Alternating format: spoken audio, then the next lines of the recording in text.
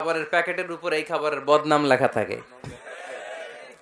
কালিয়ারার বাজারে এক ধরনের বিস্কুট আসছে মনে করলেন, দেখলেন যে বিস্কুটের গায়ের মধ্যে লেখা এই বিস্কুট যেই খাবে তারই ডায়রিয়া হবে। খাবেন? দোকানওয়ালারা কি কইবেন? তোরটা তুই খা, তোর ডায়রিয়া হোক, তোর 14 গোষ্ঠীর হোক, আমরা খাবো না টাকা দিয়া। ঠিক কিনা? কিন্তু কি আজীব তামাশা, এই সিগারেটের উপরে লেখা এটার বদনাম, যে এটা খেলে কি হয়? ক্যান্সার। এরপরও আমরা খাই। তারপর এটা হয় টোবাকো প্ল্যান্টস থেকে, তামাক পাতা থেকে। কালিয়ারায় তামাকের চাষ হয় নাকি? তামাক পাতা কেউ দেখছেন? এটার আবার বেড়া টেরা লাগে না, কারণ ছাগলও মুখ দেয় না। কথা কি বুঝতেছেন? তো যে এটা ছাগলও মুখ লাগাইলো না, আশরাফুল মাখলুকাত হয়ে, আল্লাহর শ্রেষ্ঠ জীব হয়ে আপনি এটা মুখে লাগাইতে পারেন? আহা, গোটা বিশ্বে এই ধূমপানের কারণে লক্ষ লক্ষ মানুষ অকাল মৃত্যুতে ঝরে পড়ছে। এটা হালাল না হারাম? কারণ এটা মদের, এটা ক্ষতিকর। ইসলাম আমাদেরকে মূলনীতি শিখিয়েছে, লা দারারা ওয়ালা দিরার। নিজেরও ক্ষতি করতে পারবা না, অন্যেরও ক্ষতি করতে পারবা না। আইনটা কার? তাহলে কোন জিনিস হারাম হওয়ার পেছনে এক নাম্বার লজিক, সেটা হয়তো অপবিত্র, কিংবা সেটা ক্ষতিকর, অথবা ওইটার মধ্যে অশ্লীলতা আছে। আওয়াজ করে যুবকরা উত্তর দাও, মোবাইলের ভেতরে পর্নোগ্রাফি দেখা হালাল না হারাম? ব্লু ফিল্ম দেখা হালাল না হারাম? নেকেড ভিডিও দেখা হালাল না হারাম? কারণ এটা অশ্লীল। ঠিক কিনা? তাহলে যেটা হারাম, তিনটা কারণে কোনো জিনিসকে ইসলাম হালাল বলে হারাম বলে অ্যানাউন্স করেছে। হয় এটা অপবিত্র, নয় এটা ক্ষতিকর, নয় এটা অশ্লীল। কয়টা? হয় অপবিত্র, অথবা ক্ষতিকর, অথবা অশ্লীল। পৃথিবীতে যত জিনিসকে ইসলাম হারাম বলে ঘোষণা করেছে, তার প্রত্যেকটার মধ্যে তিনটার কোনো না কোনো একটা আছে না নাই? এই তিনটা জিনিস, তিনটার একটা না পাওয়া গেলে কোনো জিনিসকে হারাম বলে ঘোষণা দেওয়া যাবে। এরপর ইসলাম আমাদেরকে শিখিয়েছে 5 নাম্বার মূলনীতি, মুকদ্দামাতুল হারামে হারাম। হারামের সূচনাটাও হারাম। কোন বেগানা নারীর দিকে তাকিয়ে থাকা হারাম হওয়ার কথা ছিল না, কিন্তু যেহেতু এই তাকানোটা এক সময় জিনার দিকে নিতে পারে, তাই এই তাকানোটা কেউ হারাম করেছে। কে? আন-নাযার। এই দৃষ্টিটা বড় ভয়ঙ্কর। আল্লাহর হাবিব সাল্লাল্লাহু আলাইহি ওয়াসাল্লাম বলেছেন, আন-নাযার সাহামুন মাসমুমুন মিন সিহামি ইবলিস। এই দৃষ্টি, লাগামহীন দৃষ্টি, শয়তানের বিষ মাখানো তীরবানের মধ্য থেকে একটা ভয়ঙ্কর তীর। এই তীর দিয়ে শয়তান যুবকদেরকে কাবু করে ফেলে। ডাইরেক্টলি শারীরিক সম্পর্কের দিকে কেউ যায় না, প্রথমে বদ নজর। প্রথমে কি?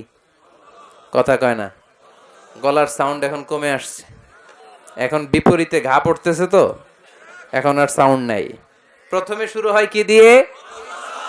বদ নজর, লাগামহীন নজর। তারপরে মুচকি হাসির বিতরণ, চোখে চোখে কথা হয়, আচ্ছা না নাই? হাসি বিতরণ হয়, মোবাইল নাম্বার আদান প্রদান হয়, ফেসবুকের আইডি শেয়ার হয়, তারপরে রাত জেগে কম্বলের নিচে চ্যাটিং ফ্যাটিং আছে না নাই? তারপরে চলে আসে 14ই ফেব্রুয়ারি, বিশ্ব বেহায়া দিবস। ঠিক কিনা? দেখছেন ধাপগুলো, দেখছেন স্টেপ বাই স্টেপ হারামের দিকে যায়। এরপর অবৈধ দৈহিক সম্পর্কের দিকে যায়।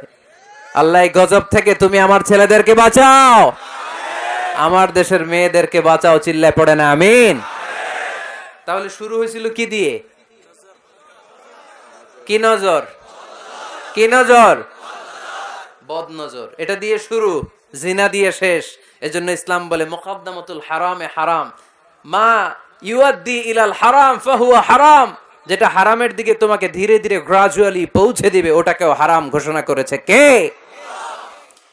এজন্য বিষ্ণু ঈসা ইসলাম ওনার মেয়ের জামাতা সাইয়েদনা আলী রাদিয়াল্লাহু তাআলা আনহুকে বলেছেন, আলী খবরদার, লা তুতবি'ন নাযরাতান নাযরা। এক নজর যদি ভুল করে কোনো নারীর চেহারার দিকে তোমার পড়ে যায়, খবরদার দ্বিতীয় নজর দিও না। ফা ইন্না লাকাল উলা ওয়া লাইসাত লাকাল আখিরা। কারণ প্রথম নজর ভুল করে পড়ে গেলে ক্ষমা করবে কে? কিন্তু তার সৌন্দর্য উপভোগের জন্য বারবার তার দেহের দিকে তাকালে, বারবার তার চেহারার দিকে তাকালে আমল নামাটা গুনাহ দিয়ে ভর্তি করে দিবে কে? আল্লাহ চেক এন্ড ব্যালেন্স করেছেন। পুরুষদেরকেও বলেছে চোখ নামাও, কুল্লিল মুমিনিনা ইয়াগুদ্দু মিন আবসারিহিম, lower your gaze, lower your eyesight.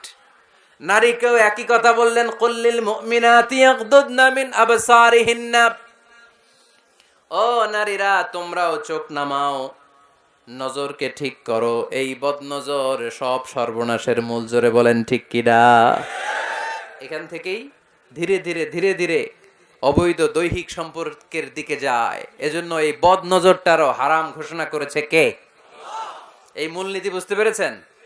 7 number মূলনীতি হচ্ছে আল হিলাতু বিল হারামি হারাম, হারাম খাওয়ার জন্য কৌশল করাও হারাম। কথা বুঝেন নাই কালিয়ারার ভাইয়েরা? কথা বুঝেন নাই না? আল হিলাতু বিল হারামি হারাম, হারাম খাওয়ার জন্য কৌশল করাটাও কি হারাম? আওয়াজ করে উত্তর দেন, ঘুষ খাওয়া কি? সবাই বলেন হারাম। এখন ঘুষরে যদি কৌশল করে খান ওটা হালাল হয়ে যাবে না? ঘুষের নাম দিছে এখন হাদিয়া। ঘুষের নাম কি? আবার ঘুষের নাম দিছে বকশিস, ঘুষের নাম দিছে স্পিড মানি। ঘুষের নাম কি? তার নাম চেঞ্জ করলে হালাল হয়ে যাবে? আমি ফেসবুকে এক জায়গায় দেখলাম লেখা হালাল অ্যালকোহল মানে হালাল মদ। কি লেখা? হালাল অ্যালকোহল, হালাল মদ। মদ কি হালাল হইতে পারে? লেভেল লাগালে হালাল হয়ে যাবে? সহিহ বুখারীর বর্ণনা, আল্লাহ রাসূল সাল্লাল্লাহু আলাইহি ওয়াসাল্লাম এক সাহাবীকে এক এলাকায় যাকাতের সম্পদ উত্তোলন করে নিয়ে আসার জন্য পাঠালেন। উনি গেলেন, যে যাকাতের সম্পদ নিয়ে আসলেন, এসে বললেন হাযা লাকুম ওয়া হাযা উহদিয়া লি। সহিহ বুখারীর বর্ণনা, আল্লাহ রাসূল সাল্লাল্লাহু আলাইহি ওয়াসাল্লামের কাছে এসে বললেন, এই যে ছাগল গরু দেখতে পাচ্ছ, এগুলো আমি যাকাতের সুপারভাইজার হিসেবে ওই এলাকা থেকে উত্তোলন করে এনেছি, এগুলো বাইতুল মালের, আর এগুলো আমার। এগুলো আল্লাহ রাসূল সাল্লাল্লাহু আলাইহি ওয়াসাল্লাম রেগে গেলেন। আল্লাহর হাবিব সাল্লাল্লাহু আলাইহি ওয়াসাল্লাম বললেন, এগুলো তোমার, এগুলো পাইলা কেমনে? সে বললে, এগুলো আমারে হাদিয়া দিছে। বিশ্বনবী বললেন, তুমি যদি ওই এলাকায় না যেতা, তোমার ঘরে বসে থাকতা, তোমারে হাদিয়া দিত নাকি? কয় না। বিশ্বনবী বললেন, এইটার নামই ঘুষ। এইটার নাম কি? কারণ ওরা তোমাকে হাদিয়া দিছে এই কারণে, তুমি যখন যাকাতের হিসাব করবা, তুমি যেন নাদুস নুদুস ছাগলগুলো নিয়ে না আসো, তুমি যেন বড় সাইজের ওটগুলো নিয়ে না আসো, তুমি যাতে যাকাতের হিসাব করতে যে একটু ছাড় দাও, ওদেরকে একটু সুযোগ দাও, ওদেরকে আলাদা অ্যাডভান্টেজ দাও, এক্সট্রা প্রিভিলেজ দাও, এজন্য আগেই তোমার হাদিয়ার নামে ঘুষ দিয়ে বশ করে রেখেছে। চিল্লায় বলেন ঠিক কিনা? হাদিয়ারে ঘুষকে হাদিয়ার লেভেল লাগালে, ঘুষকে বকশিসের লেভেল লাগালে এই ঘুষ কখনো জায়েজ হতে পারে না। এজন্য হারাম খাওয়ার জন্য কৌশল করাও কি হারাম। আমি প্রায় একটা উদাহরণ দেই, ব্যবসায়ীরা মাঝে মাঝে এই কাজটা করে। এক গরু ব্যাপারী, কি ব্যাপারী? গরু ব্যাপারী থাকলে আবার রাগ করেন না, সবাই আবার এরকম না। তো উনি গরু বিক্রি করবে, হাটে নিয়ে যাবে গরুটা, তো বাসায় বউরে বলতেছে, বউ গরুর একটা দাম ক। বউ কয় কত কমু? 40,000। বউ কয় কইলাম 40,000। এবার হাটে নিয়ে গরু তুলছে, এক লোক এসে গরুর দাম কইতেছে, ভাই 30,000 টাকায় দিবেন? গরু এলাকায় সকালে একজন 40,000 কইছে, দেই নাই। সকালে কত কইছে? সকালে কত দাম বলে গেছে? সকালে একজন 40,000 বলে গেল, আরে দেই নাই, তোমারে 30,000 দিমু মিয়া। কত বড় ডাকাই! চিন্তা করছেন? তো এই যে হারাম খাওয়ার জন্য আপনি যে কৌশল করলেন, এটারও হারাম বলে ঘোষণা দিয়েছে কে? আকাবা উপসাগরের তীরে বসে দাউদ আলাইহিস সালাম জাবুর কিতাব তেলাওয়াত করতেন। ওনার কণ্ঠের সুরের ঝংকার এত মধুর ছিল, সাগরের মাছগুলো প্রতি শনিবারে উনি আকাবা উপসাগরের পাশে যখন জাবুরের কিতাব তেলাওয়াত করতেন, সাগরের মাছগুলো সাগর রেখে দিয়ে ডাঙায় চলে আসতো। এজন্য আল্লাহ বললেন, খবরদার, শনিবার এলাকাতে মাছ শিকার করা আমি হারাম ঘোষণা করলাম। কি বার? এবার দাউদ আলাইহিস সালামের কওমের লোকেরা কৌশল করা আরম্ভ করে দিল। তারা বলল, আল্লাহ বলছে শনিবারে মাছ ধরা হারাম, খবরদার আমরা মাছ ধরবো না, তবে শনিবার আমরা বেড়া দিয়ে রাখবো। কি দিয়ে রাখবো? জাল দিয়ে বেড়ে দিয়ে রাখবো। শনিবারে ধরবো না, রবিবারে যায় ধরবো। খবরদার, শনিবারে ধরবি না, শনিবারে হারাম। হারাম করছে কে? তো মাছগুলো যখন তেলাওয়াত করতে আসতো, এরা জাল দিয়ে বেড়ে দিয়ে রাখতো চারদিকে, শনিবারে ধরতো না, কারণ হারাম। কারণ কি?